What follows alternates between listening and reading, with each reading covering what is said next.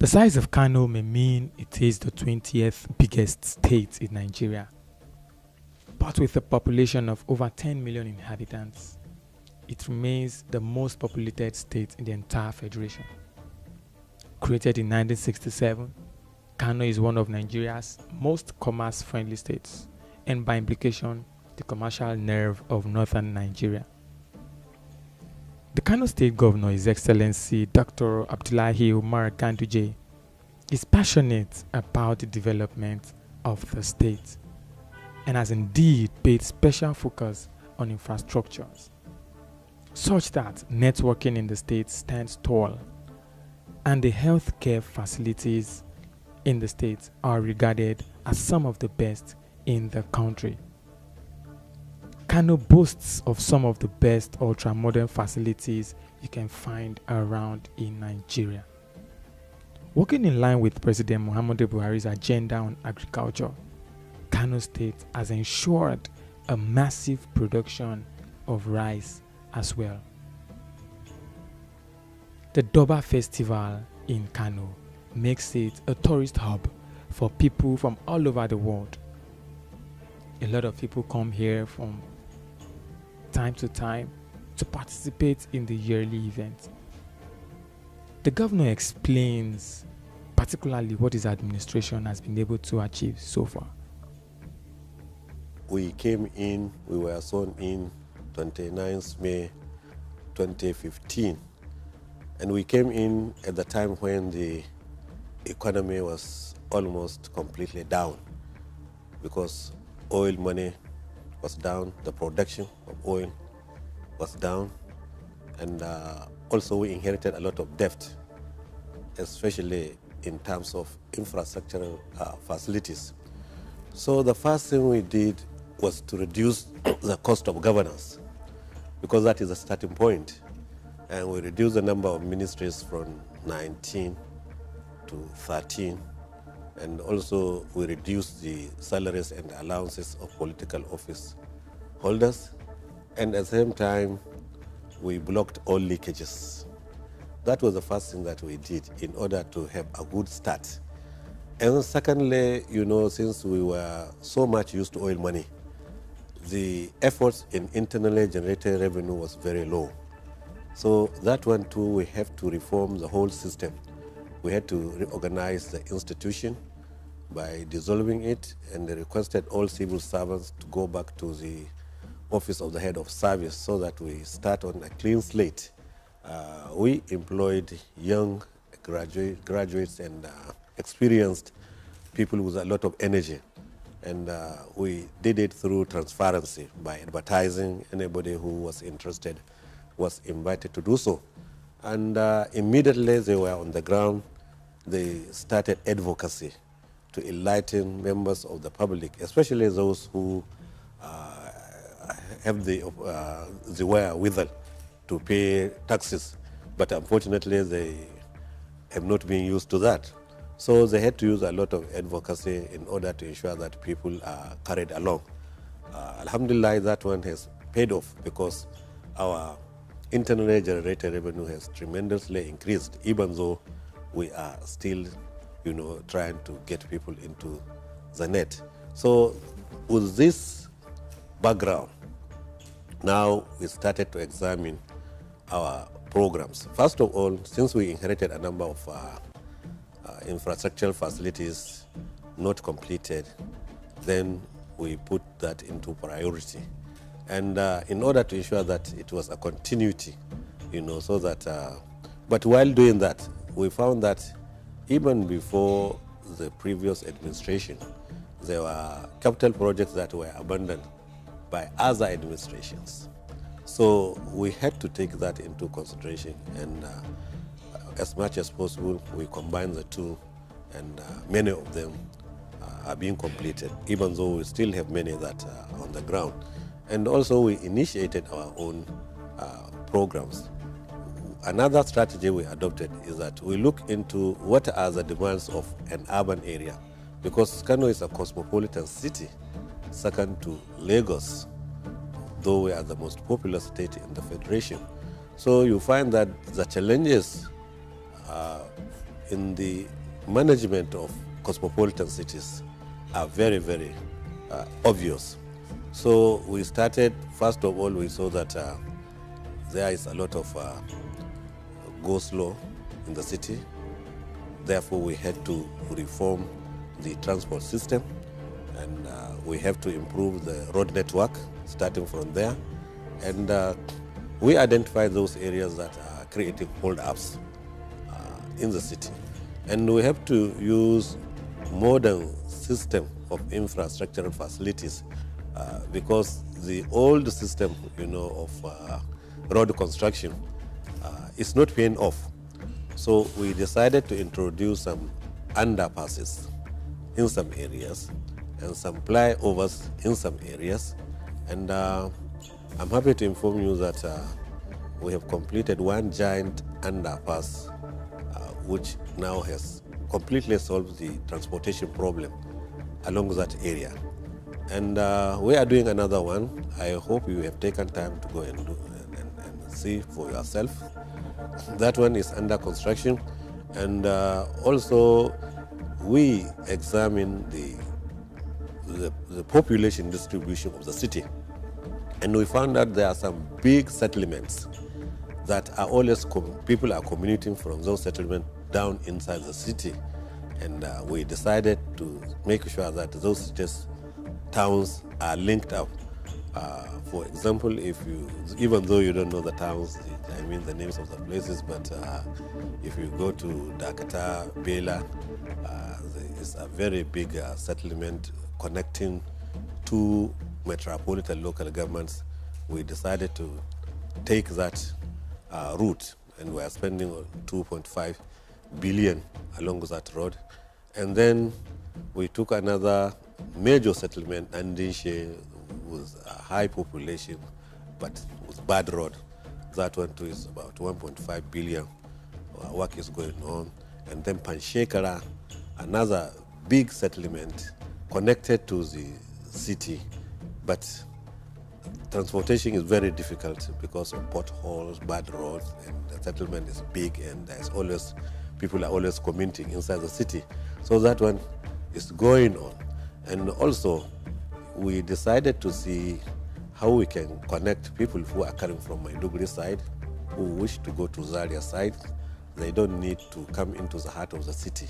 So we had to provide a kind of bypass. That road is completed. And that's about the city. Down in the heart of the cities, you find the old settlement. We have problems of drainages, especially liquid waste, and which is a source of environmental problem.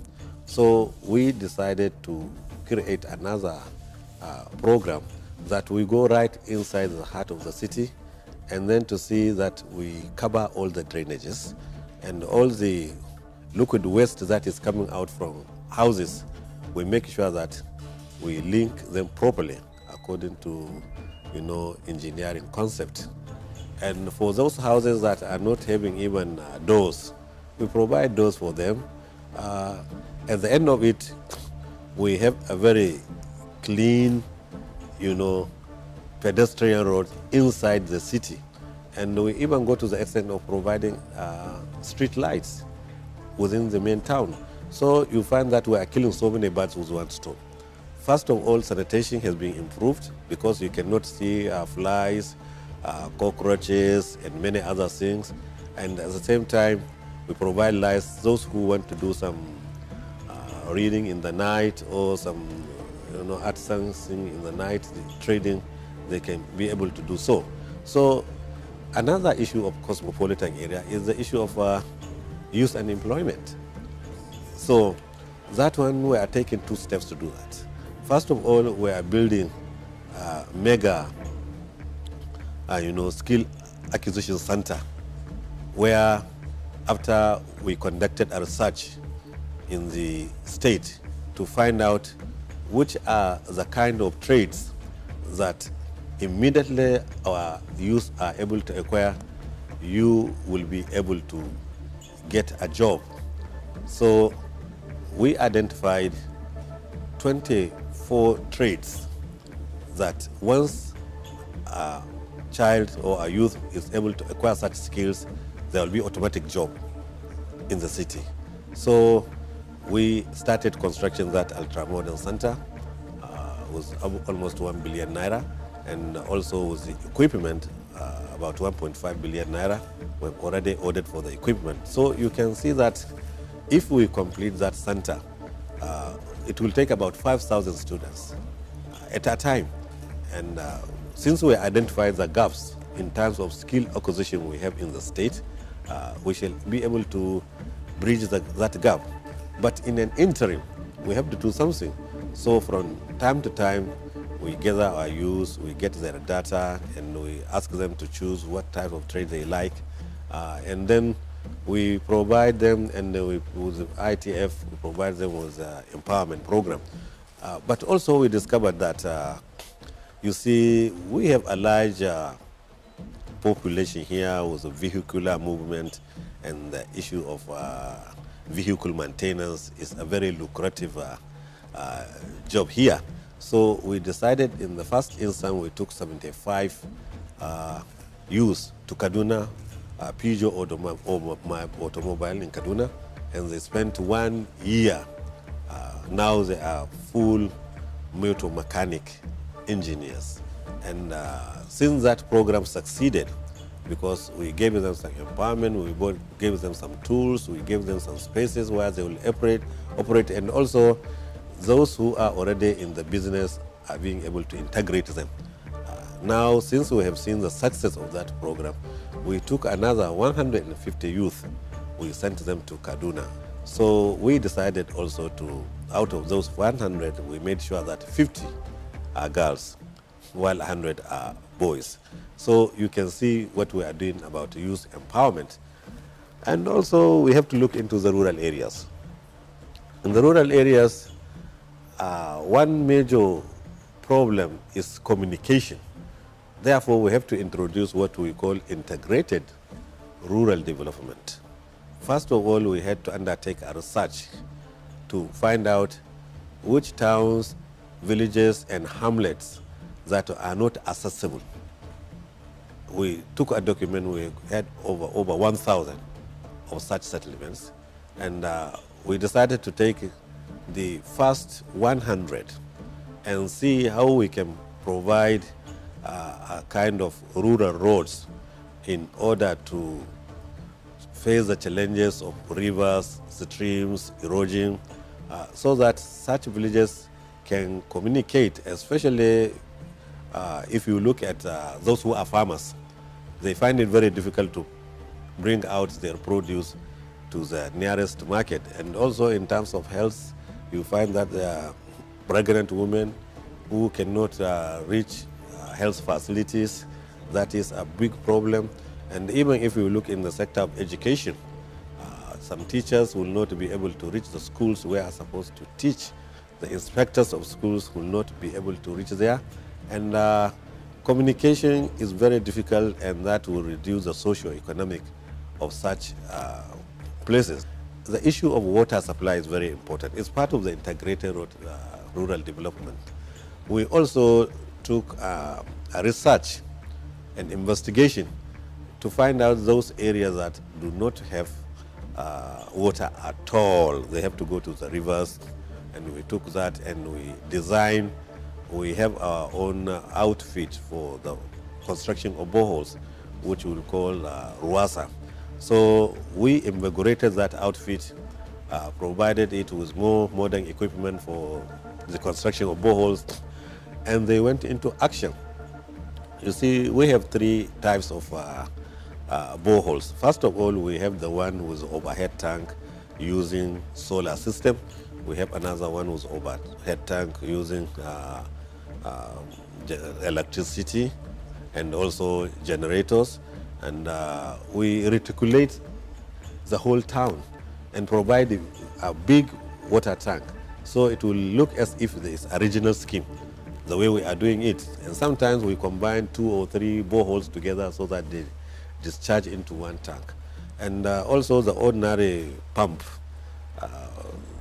Yes, we have gone into that.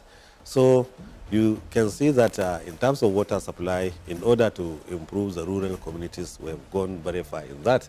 Another issue is the provision of health facilities. Then we also took our own clinics, hospitals, and found out that many of them were dilapidated.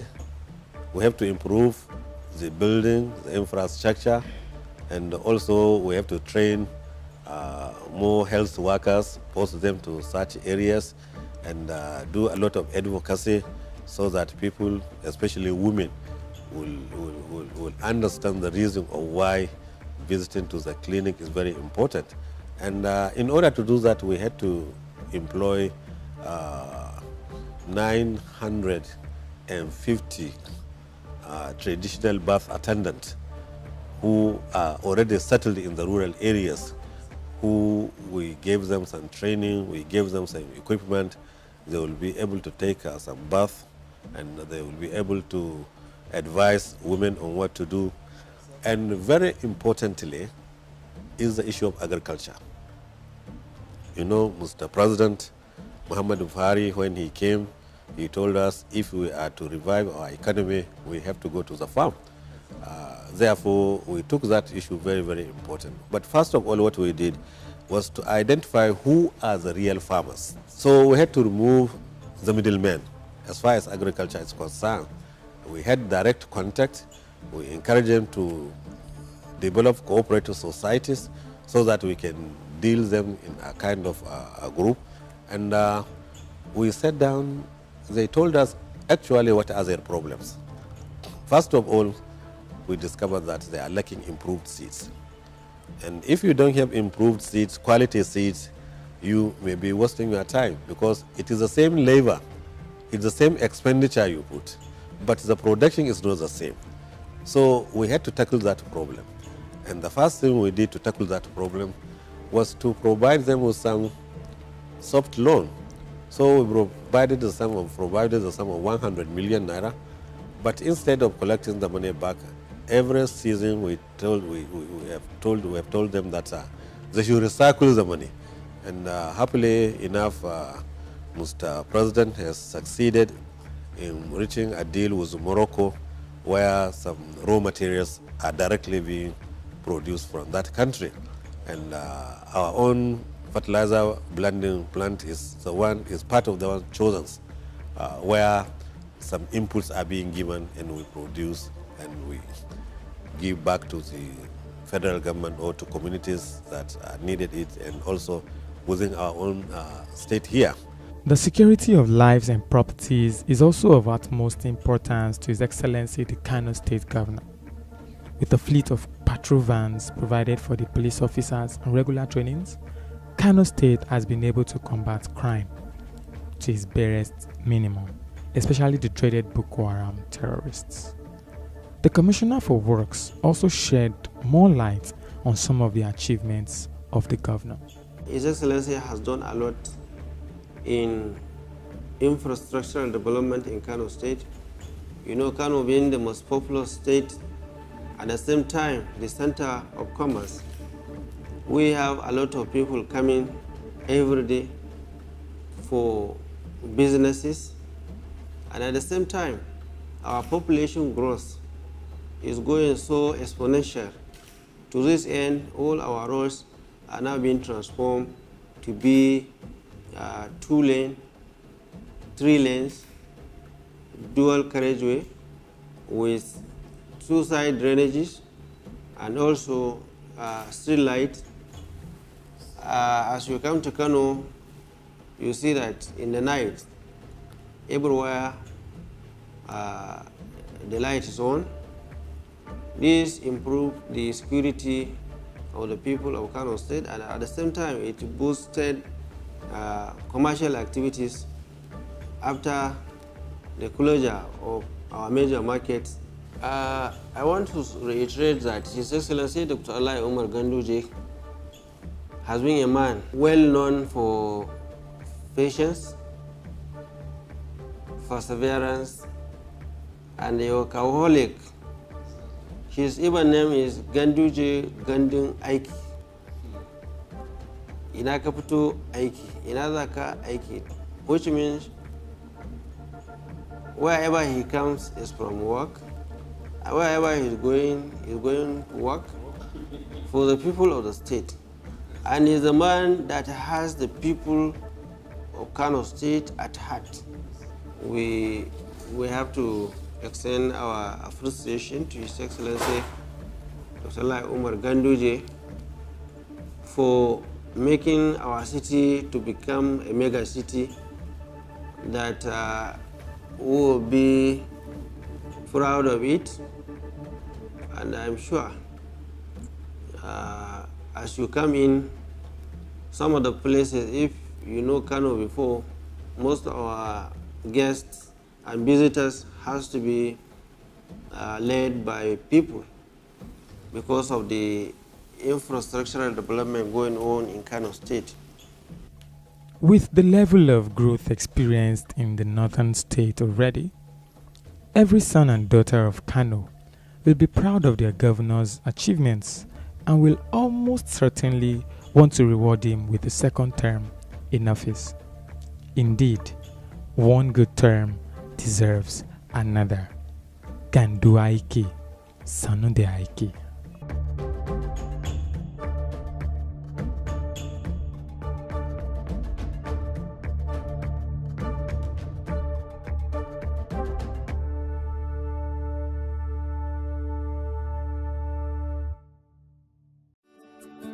Welcome to Forstview Luxury Hotel. At Forstview Luxury Hotel, we offer excellent service. Our rooms have all the necessary facilities to make your stay comfortable and memorable. You will also have access to internet service, breakfast, 24-hour power supply, full air condition, free international calls, free tire pumping service, and free car battery charge. So what are you waiting for? Quickly visit Forstview Luxury Hotel. We are located at number 1 Adelino Bamishile off Raji Rasaki Road, First Estate, Amuwo, Odofin Festac, Lagos. For more information or reservation, please call us on 08075787135 or 08099900601. You can also take advantage of our online ongoing promo at www.forceviewhotel.com to make your reservation and payment for your favorite room, which attracts a discount rate. Please note, rooms are reserved based on first come, first serve. Forstview Luxury Hotel. Experience the home of comfort. They come.